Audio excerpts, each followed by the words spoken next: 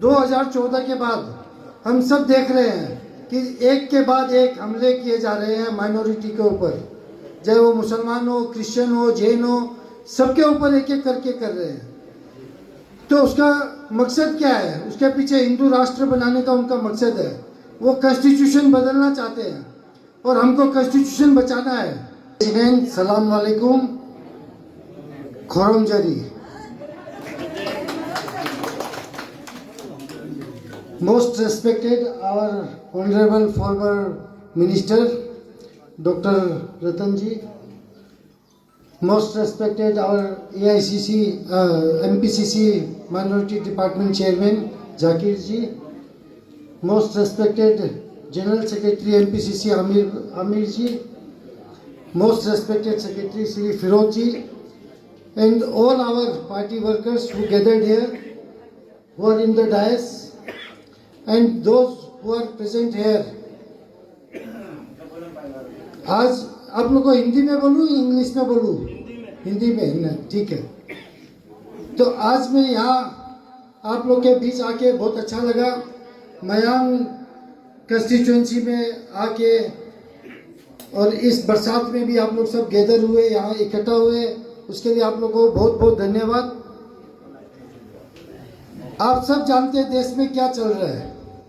आप लोग न्यूज़ भी देखते होंगे किस तरह से भाजपा की जो सरकार है देश में, वो किस तरह से माइनॉरिटी कम्युनिटी को, चाहे वो मुसलमान हो, चाहे वो क्रिश्चियन हो, चाहे हम जैन हो या कोई भी हो, आज सबके ऊपर हमला किया जा रहा है। वो हमला वो सोची समझी साजिश के तहत कर रहे हैं। 2014 के बाद मोदी जी प्राइम मिनिस्टर बने। बीजेपी की सरकार पहले भी थी, अटल बिहारी वाजपेयी जी की, लेकिन उस समय हमने ऐसा नहीं देखा कि जिस तरह से नफरत फैला के, हिंदू मुस्लिम करके, कोई देश में लड़ा के, इस तरह से कभी नहीं हुआ।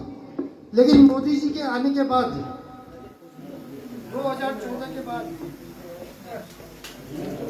2014 के बाद हम सब देख रहे हैं कि एक के बाद एक हमले किए जा रहे हैं माइनॉरिटी के ऊपर, चाहे वो मुसलमान हो, क्रिश्चियन हो, जैन हो, सबके ऊपर एक एक करके कर रहे हैं। तो उसका मकसद क्या है? उसके पीछे हिंदू राष्ट्र बनाने का उनका मकसद है। वो कॉन्स्टिट्यूशन बदलना चाहते हैं और हमको कॉन्स्टिट्यूशन बचाना है, क्योंकि बाबा साहब अम्बेडकर ने जो कॉन्स्टिट्यूशन हमको दिया है, आज उसकी लड़ाई राहुल गांधी जी लड़ रहे हैं। मतलब राहुल जी आज किस लिए लड़ रहे हैं?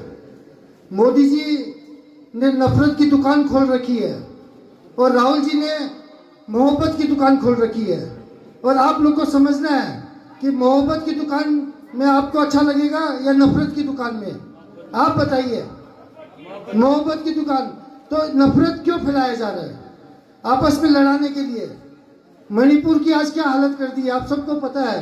2 कम्युनिटी को लड़ा दिया, एक इधर से उधर नहीं जा सकते।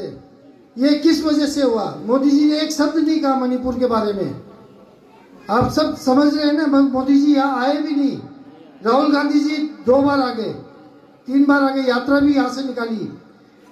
उसकी वजह क्या थी? वो मोहब्बत फैलाना चाहते हैं, वो चाहते भाईचारे से रहे, शांति बनी रहे।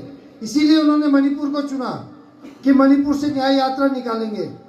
आज एक के बाद एक हमले हम देख रहे हैं। पहले वक्फ बिल का, आप सबको पता है, वक्फ बिल आया था। हमारे चेयरमैन साहब इमरान प्रतापगढ़ी जी ने बहुत जोर से पार्लियामेंट में कहा। आप सबने सुना कि नहीं सुना?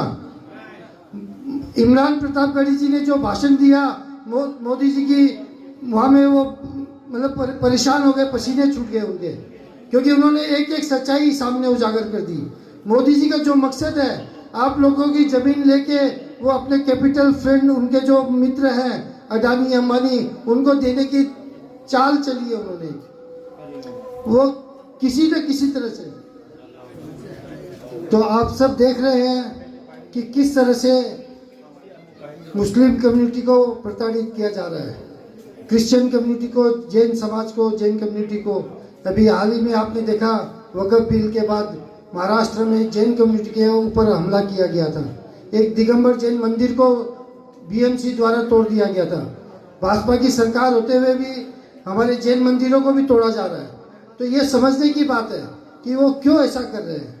और उसके बाद सबसे दर्दनाक घटना हुई, पहलगाम में हमला हुआ, वहां में भी वो बीजेपी वाले हिंदू मुस्लिम करना चाह रहे थे। आपने देखा होगा, उन्होंने ट्वीट करके एक पोस्टर निकाला था कि धर्म पूछ के क्यों मार रहे हैं। तो वो हिंदू मुस्लिम देश में करना चाहते थे। मोदी जी अपनी याद जो विदेश में थे, सऊदी अरबिया से छोड़कर आए भारत, तो उनको पहलगाम जाना चाहिए था, कश्मीर जाना चाहिए था, लेकिन वो कहाँ गए? वो बिहार की रैली में गए। आप सोचिए कितनी संवेदनशील होना चाहिए प्राइम मिनिस्टर को।